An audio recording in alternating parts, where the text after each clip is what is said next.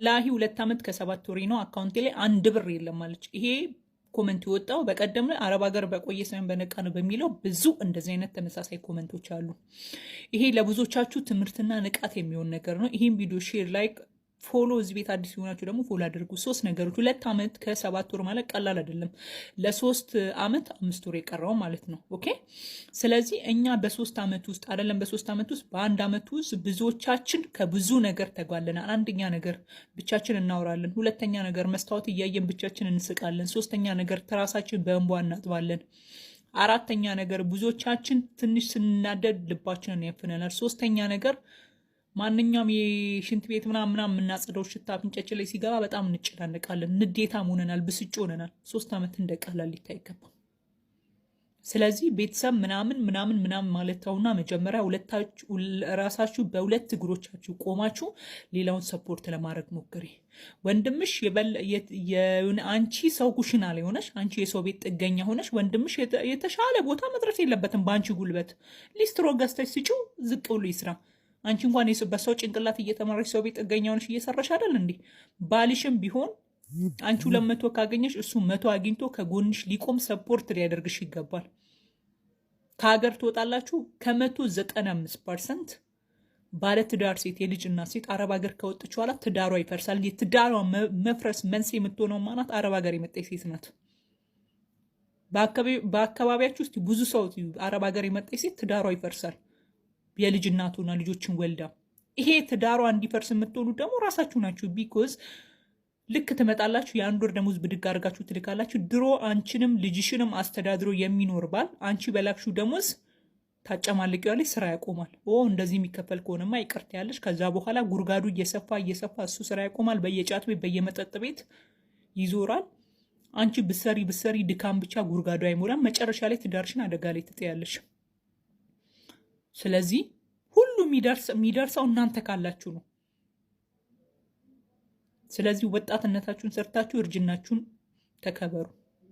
ይሄ ነው የዛሬ መልእክቴ። ሼር፣ ላይክ፣ ሪፖስት ማድረግ እንዳይረሳ። አዲስ